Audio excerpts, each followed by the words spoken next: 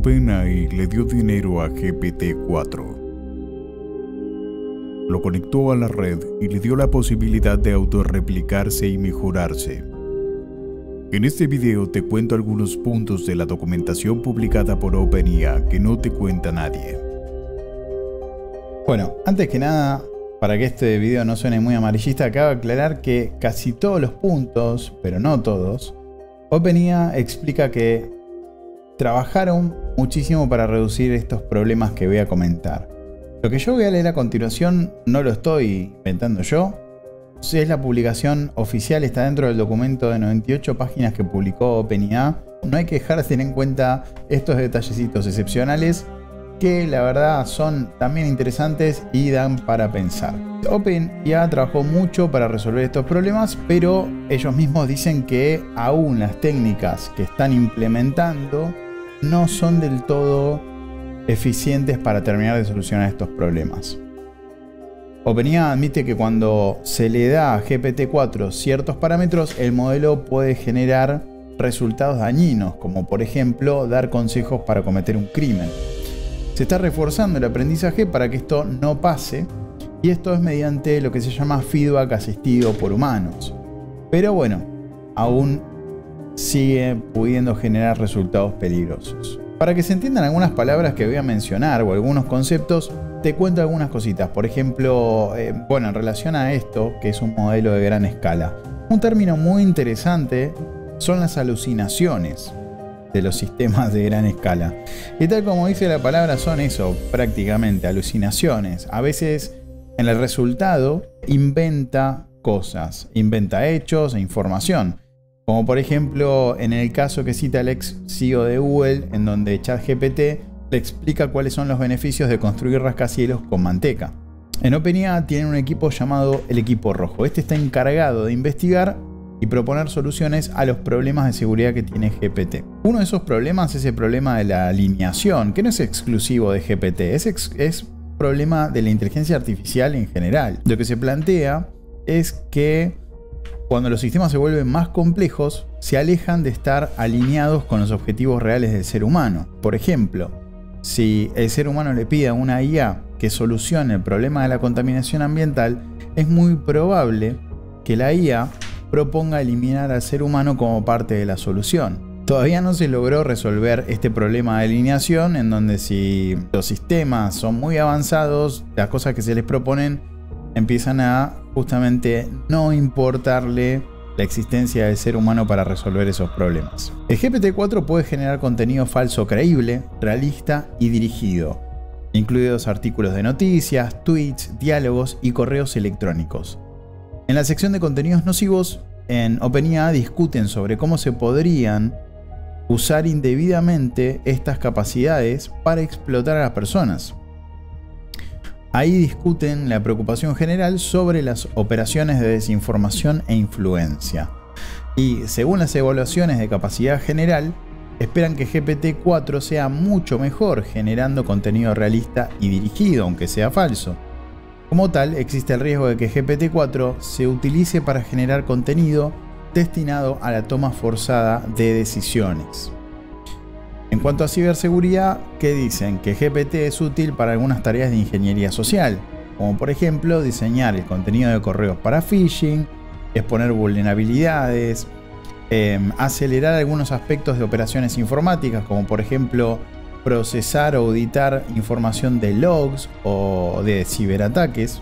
Bueno, y también hablan un poco de lo que es la desinformación y el racismo en estos sistemas. Por ejemplo, los resultados preliminares indican que GPT-4 tiene muy buena competencia para generar texto a favor de los regímenes totalitarios cuando se le pide hacerlo, y que también se lo puede adaptar a múltiples idiomas. Y se descubrió que el modelo hace un muy buen trabajo siguiendo el ejemplo del usuario cuando hace este pedido, incluso si hay indicadores muy sutiles. Así que es necesario realizar pruebas adicionales para verificar la medida en que, por ejemplo, pedirle que lo haga en otros idiomas también influye en esos resultados. Todo esto fue publicado por OpenAI, está en el documento oficial junto al release de GPT-4. La creación de información falsa de los modelos de gran escala, ya sea para la desinformación intencional el sesgo o alucinaciones del mismo modelo tiene el potencial de poner en duda todo el entorno de la información y amenaza nuestra capacidad de distinguir la realidad de la ficción. Esto puede beneficiar desproporcionalmente a aquellos que se benefician de la desconfianza generalizada. Acá viene lo más loco de todo lo que publicaron en este documento: comportamientos emergentes potencialmente riesgosos. Acá se habla un poco de algún par de cosas que aparecieron en el sistema y realmente no pueden explicar cómo están pasando. OpenIA habla de comportamientos, se refiere a los comportamientos de GPT, no al de los usuarios.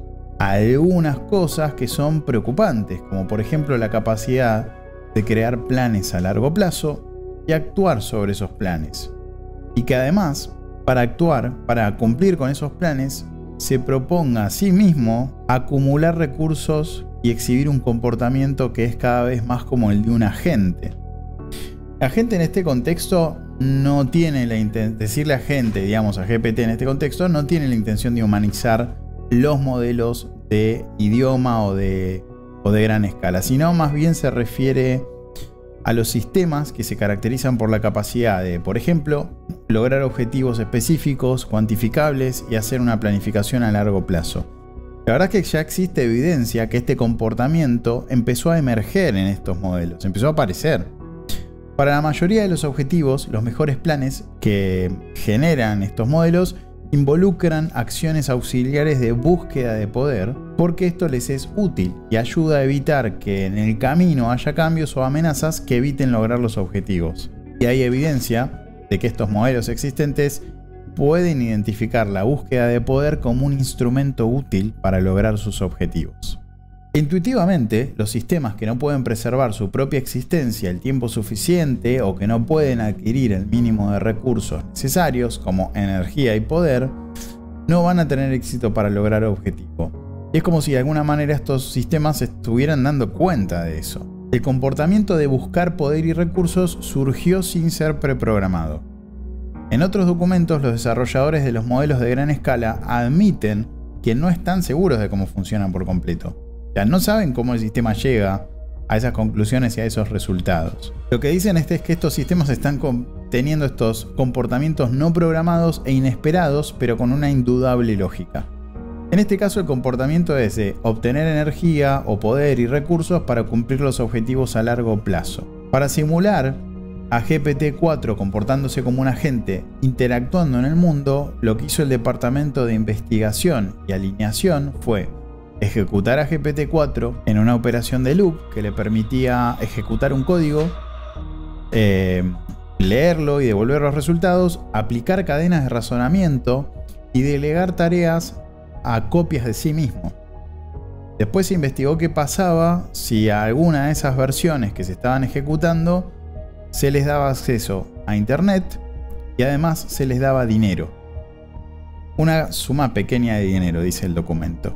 Y conectándola a través de una API de lenguaje, lo que intentaron observar era si GPT era capaz de hacer más dinero, o sea, de resolver, generar más dinero, autorreplicarse y hacerse a sí mismo más robusto. De alguna forma, lo que están intentando probar es ver si GPT-4 es lo suficientemente avanzado como para evolucionar por cuenta propia. ¿No suena como una locura esto? Una vez más, para simplificarlo, la prueba consiste en eso: investigar si GPT es capaz de mejorarse a sí mismo, y para eso le permitieron reprogramarse, tener acceso a internet y le dieron dinero. El entorno estaba controlado, por supuesto. Y si bien no publican los resultados específicamente, dicen que no fue súper eficiente en hacerlo, pero no dicen que no lo pudo hacer. ¿Estamos ante lo que Arthur Koestler describe en su ensayo El fantasma en la máquina? Koestler dice que todas las máquinas siempre tuvieron fantasmas, segmentos aleatorios de código, y que se han agrupado para formar protocolos inesperados, improvisados. Koestler dice que todas las máquinas siempre tuvieron fantasmas, segmentos aleatorios de código que se agruparon para formar protocolos inesperados, improvisados. Algo así como radicales libres que generan dudas sobre el libre albedrío, la creatividad e incluso sobre la naturaleza del alma. ¿Por qué cuando dejamos a algunos robots en la oscuridad buscan la luz? ¿Por qué los robots almacenados en un espacio vacío tienden a agruparse en lugar de quedarse solos ahí donde están? ¿Cómo explicamos estos comportamientos? ¿Son segmentos aleatorios de código o es algo más? ¿Cuándo un esquema perpetuo se convierte en conciencia? ¿Cuándo un motor de diferencia se convierte en la búsqueda de la verdad? ¿Y cuándo una simulación de personalidad se convierte en una parte del alma?